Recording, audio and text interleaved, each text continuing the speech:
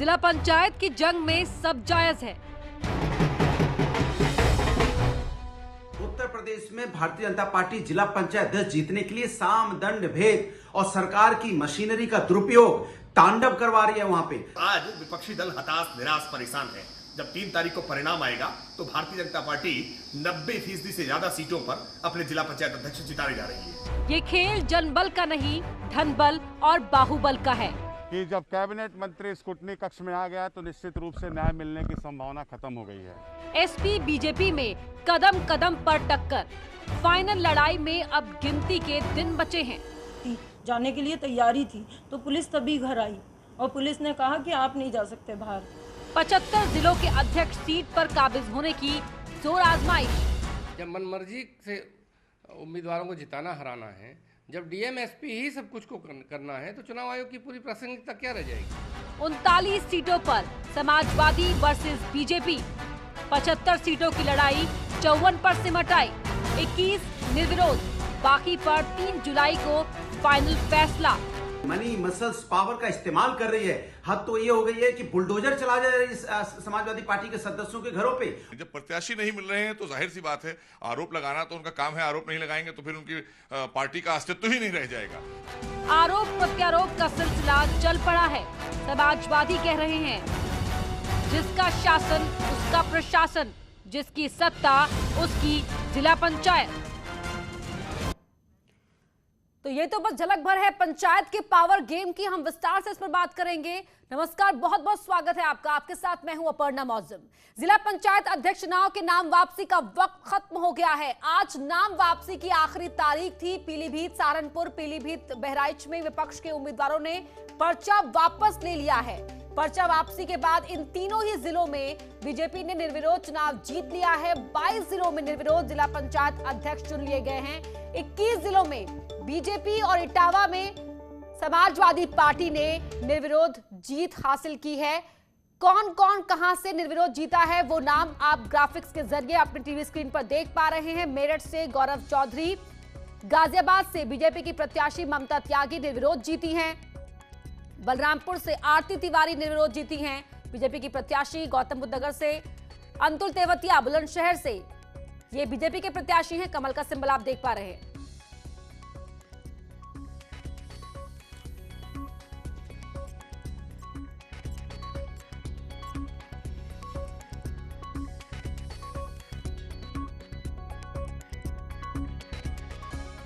पचहत्तर में से 22 निर्विरोध चुन लिए गए हैं और बची 53 सीटें। इन्हीं 53 सीटों पर 3 जुलाई को वोटिंग होगी।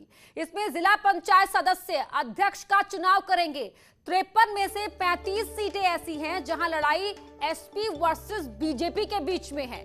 3 जुलाई को वोट दिए जाएंगे। 3 जुलाई को ही मतगणना हो जाएगी। लखनऊ, हरदोई, मुजफ्फरनगर, शामली, हापुड़, बिजनौर, बरेली, अलीगढ़, हाथरस, कासगंज, फिरोजाबाद, तमाम ये वो जिले हैं जहां पर वोटिंग होगी। 53 जिले हैं और 53 में से 35 जिलों में सीधी टक्कर है बीजेपी और एसपी प्रत्याशी के बीच में।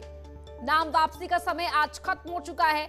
जिन्हें भी अपना नॉमिनेशन वापस लेना था वो ले चुके हैं और अब सीधे 3 तारीख को मुकाबला होगा। यानी कि 3 तारीख को जो तमाम मेंबर थे जिला पंचायत के वो वोट डालेंगे और 3 तारीख को ही मतगणना होगी। तो 11 बजे से 3 बजे तक वोटिंग होगी।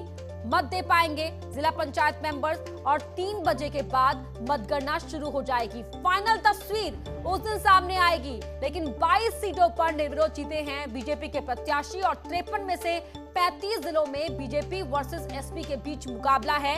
यहां टक्कर सीधी है और नजरें इन्हीं सीटों पर है। तो 35 वो सीटें कौन कौन से हैं वो भी आपको दिखा रहे हैं। मुजफ्फरनगर और शामली तस्वीरें हैं। लखनऊ और हरदोई ये भी वो सीटें हैं जहां पर एसपी वर्सेस बीजेपी के बीच में मुकाबला है। मुजफ्फरनगर और शामली में भी बीजेपी और एसपी के उम्मीदवार आमने सामने हैं। यहां पर भी क्या फैसला होगा देखना होगा। हापुड़, बिजनौर, बरेली ये वो जिले हैं जहां पर मुकाबला है। अलीगढ़ और हाथरस के बीच में भी, यहां पर भी इन दोनों ही जिलों में एसपी और बीजेपी के उम्मीदवारों के बीच सीधी टक्कर है। कासगंज और फिरोजाबाद ये हम आपको ग्राफिक्स के जरिए, देखिए पूरी स्क्रीन में हम आपको दिखा रहे हैं कि ग्राफिक्स के जरिए उन सीटों के नाम जहां पर सीधी टक्कर है। 53 सीटें हैं। 35 जिलों में एसपी वर्सेस बीजेपी की फाइट है। कानपुर देहात, कानपुर नगर, जालौन, महोबा,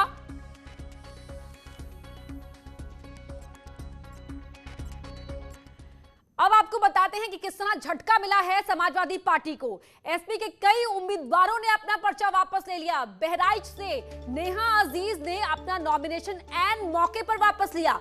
शाहजहांपुर से वीनू सिंह ने भी अपना नॉमिनेशन पत्र वापस ले लिया, पर्चा वापस ले लिया है। सहारनपुर से जयवीर ने अपना नामांकन पत्र वापस लिया। पीलीभीत से प्रवक्ता नंद ने भी अपना पर्चा वापस ले लिया है। ऐसे में इन प्रत्याशियों के नामांकन पत्र वापस लेने से एसपी को झटका लगा है। तो ये वो जगह है, वो नाम है जहां से प्रत्याशियों ने नाम वापस लिया है और ये प्रत्याशी समाजवादी पार्टी के। पीलीभीत से प्रवक्ता नंद, प्रत्याशी एसपी, वापस लिया पर्चा।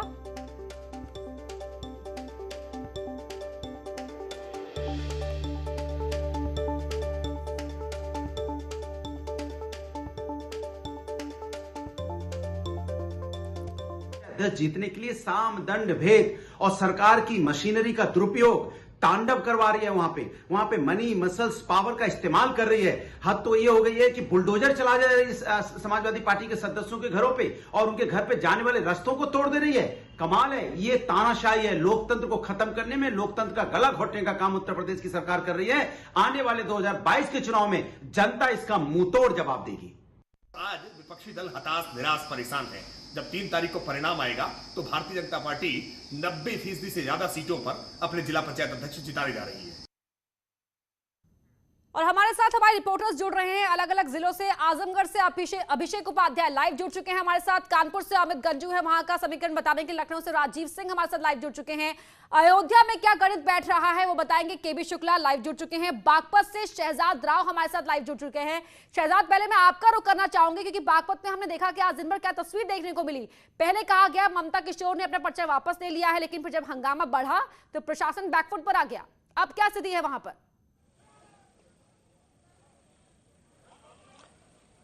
बिल्कुल, देखिए बागपत में जिला पंचायत 10 चुनाव को लेकर बीजेपी और आरएलडी के बीच सीधी टक्कर है। दोनों पार्टियों के बीच रस्साकसी जारी है। सुबह खबर आ रही थी कि जो आरएलडी प्रत्याशी है उसने जो है अपना पर्चा वापस ले लिया है, जिसके बाद आरएलडी कार्यकर्ता कलेक्ट्रेट पहुंचे और कलेक्ट्रेट का घेराव करते हुए धरना प्रदर्शन किया। जिसके बाद बागपत प्रशासन बैकफुट पर आया और डीएम ने प्रेस कॉन्फ्रेंस करते हुए कहा कि पर्चा जो है वापस नहीं हुआ है। लेकिन उसके बावजूद भी जो आरएलडी कार्यकर्ता हैं वो अभी भी धरने पर बैठे हैं। डीएम ने कहा है जो 3 महिलाएं पर्चा वापसी के लिए नामांकन करके गई थी उन्हें जो है जांच की जाएगी, उनकी गिरफ्तारी की जाएगी। अब आरएलडी जो कार्यकर्ता है वो कलेक्ट्रेट के बाहर धरने पर डटे हुए। उनकी मांग है कि जिन 3 महिलाओं ने नॉमिनेशन के लिए अप्लाई किया था उन तीनों महिलाओं की गिरफ्तारी हो। बिल्कुल, यहाँ जो है बीजेपी और आरएलडी के बीच कांटे की टक्कर है और उसी को लेकर कांटे की टक्कर पर नजर रहेगी हमारी। लखनऊ का रुख कर लेते हैं राजीव, वहां किस तरह की गहमा गहमी है?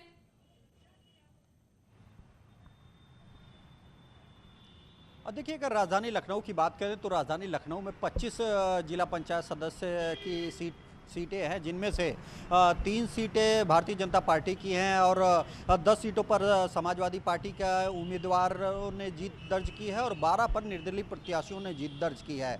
ऐसे में जो पिछली बार जिला पंचायत अध्यक्ष थे वो इस बार भाजपा ज्वाइन कर भाजपा में शामिल हो चुके हैं। तो ऐसे में अब राजधानी लखनऊ में कड़ी टक्कर देखने को मिल रही है और यहाँ पर जिस तरफ निर्दलीय प्रत्याशियों का रुख रहेगा उस दल की जीत होगी। हालांकि बीजेपी अगर ओवरऑल बात करें तो 75 जिलों में जिस तरह से आपने देखा कि आज 21 सीटों पर निर्विरोध निर्वाचित होकर एक बड़ी बढ़त बीजेपी ने बनाई है, तो वहीं अब आने वाले दिनों में 53 जिलों में बीजेपी और समाजवादी पार्टी में आमने सामने सीधी टक्कर देखने को मिलेगी। इस दौरान जहां बागपत के साथ मथुरा में आरएलडी के साथ टक्कर बीजेपी के देखने को मिलेगी, वहीं रायबरेली में कांग्रेस और बीजेपी के बीच टक्कर हो सकती है। इस दौरान अगर देखा जाए तो अन्य जो 35 सीटें हैं वहां पर समाजवादी और भारतीय जनता पार्टी के 2 ही उम्मीदवारों के आमने सामने होने के कारण वहां पर कड़ी टक्कर देखने को मिलेगी। इस दौरान हर दल, चाहे वो समाजवादी पार्टी हो चाहे भारतीय जनता पार्टी हो, वो अपने जीते प्रत्याशियों के साथ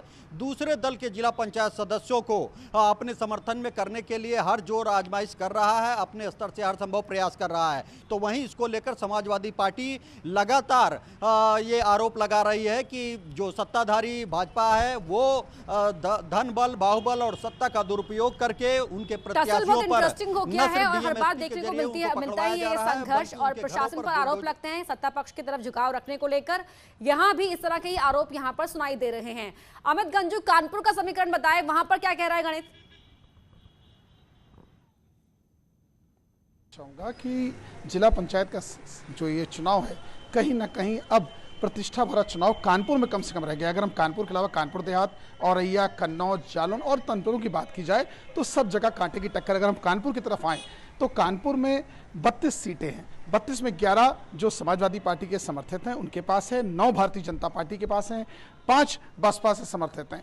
अब रह गए निर्दलीय जो हैं 7। तो हम निश्चित तौर पर 7 निर्दलियों पर दोनों पार्टी के नेताओं की नजर है, क्योंकि बसपा के पहले दिन से ही बात थी कि फर्स्ट डे से कह रही है कि हम लोग खुद जीत रहे हैं, जबकि वो फ्रेम में अब कहीं नहीं है। सीधी टक्कर समाजवादी पार्टी की और बीजेपी की है, क्योंकि बीजेपी और के पास 9 और सपा यानी 2 सीटों का डिफरेंस है। अब 95 घंटे बाद ये तय हो जाएगा कि ऊंट किस करवट बैठेगा, या ये 7 निर्दलीय किनको समर्थन देते हैं।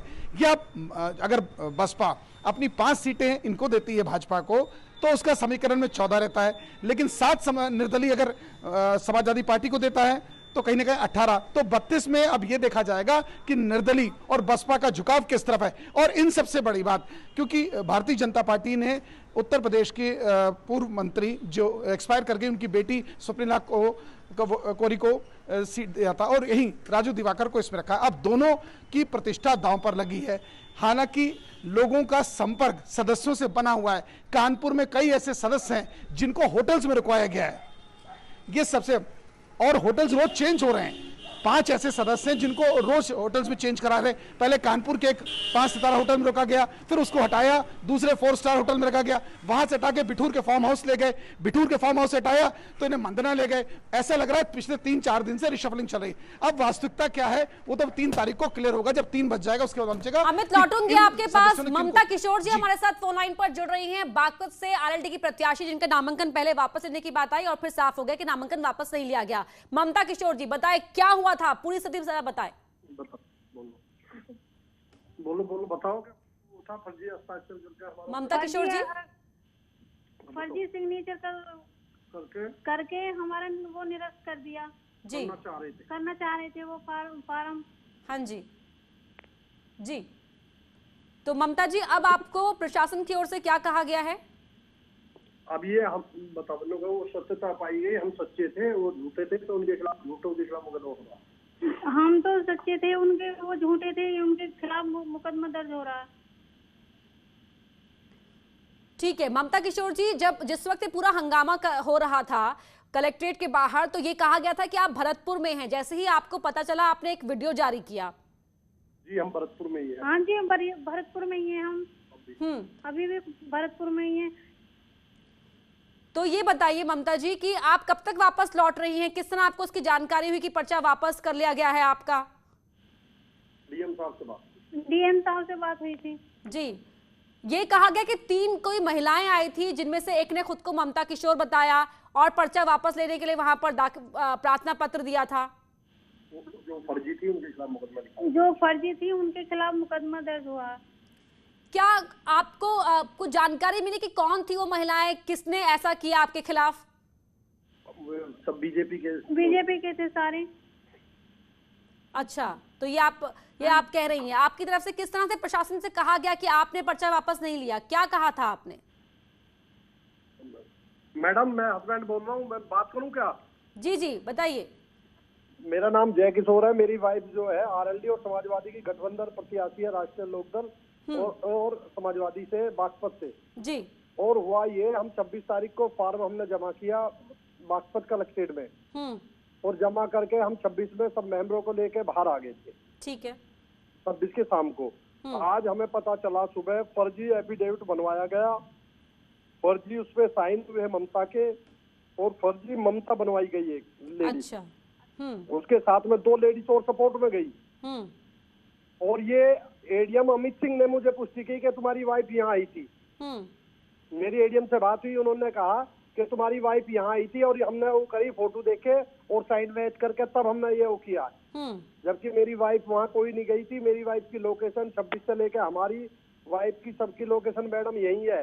मैं आपको बताऊँ। कहाँ हैं आप अभी? अभी हम भरतपुर में ही हैं, राजस्थान के भरतपुर में। जी जी जी, जी। और मैं और आपको और बता देता हूँ मैडम, हमने प्रशासन से, जो हमारे यहाँ डीएम थे, उन्होंने वीडियो कॉलिंग की हमारी वाइफ से और पूछा आप आए थे, उन्होंने मना कर दिया। ना हमने हस्ताक्षर किए, ना एफिडेविट बनाया, ना मैं वहाँ गई।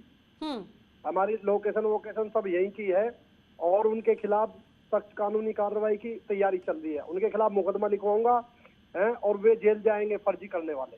जी ठीक है जी जी, बहुत बहुत धन्यवाद आपका इस बातचीत करने के लिए हमारे साथ। तो ममता किशोर यहाँ पर बताते हुए कि उन्होंने पर्चा वापस करने के लिए आवेदन नहीं दिया था और अब प्रशासन ने कह दिया है कि पर्चा वापस नहीं हुआ है। तो वहीं मेरठ से सलोनी गुर्जर का पर्चा रद्द हुआ है, गोरखपुर से आलोक गुप्ता का पर्चा रद्द हुआ है, बांदा से रजनी यादव का पर्चा रद्द हुआ है। ये वो प्रत्याशी हैं जिनके पर्चे रद्द हुए हैं, उनकी जानकारी आपको दे रहे हैं। आप स्क्रीन पर उनके नाम देख सकते हैं, किस जगह से कौन से उम्मीदवार का नाम पर्चा रद्द हुआ है, नाम वापस हुआ है। तो मेरठ से सलोनी गुर्जर का पर्चा रद्द हुआ है। अयोध्या से केवी शुक्ला हमारे सहयोगी जुड़े हुए हैं।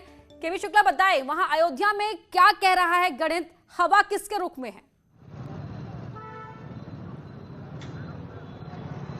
देखिए, ये कोई भी चुनाव हो, अयोध्या जो है भाजपा के लिए प्रतिष्ठापूर्ण सीट रहती है। हालांकि जिला पंचायत के इतिहास में भाजपा अभी तक जीत नहीं पाई है। ये पहली बार होगा जब अध्यक्ष पद की लड़ाई लड़ी और जीतने की कोशिश करी। हालांकि 40 सीटों में से केवल 8 सीट भाजपा के पास है, जबकि 17 सीट जो है वो सपा के पास है, 11 निर्दल हैं और 4 बसपा के पास है। तो दावे सबके अपने अपने हैं। हालांकि सपा के पास ज़्यादा सीट 17 सीट है, भाजपा के पास केवल 8 सीटें हैं, लेकिन दावा उनका भी है क्योंकि 11 निर्दलीय वो कहते हैं उनके पास, वो कहते हैं उनके पास है। हालांकि जो 11 निर्दलीय हैं उसमें जो 6 जो हैं वो सपा के बागी प्रत्याशी हैं, 2 जो फ्री फाइट के थे, तो उनका दावा सपा के ऊपर है। हालांकि जिस तरह से भाजपा दावा कर रही है कि सभी उनके साथ में है, हालांकि अभी खबर और आई थी कि जो सपा के बागी, सबके अपने अपने दावे हैं। और यहाँ पर हमारे तमाम रिपोर्टर्स अलग अलग जिलों से हाल बताते हुए किस तरीके से ये पूरा जो पंचायत का पावर गेम है उसका गणित कैसे बैठ रहा है, क्या समीकरण कह रहे हैं। बहुत बहुत शुक्रिया आप सभी का हमसे बातचीत करने के लिए।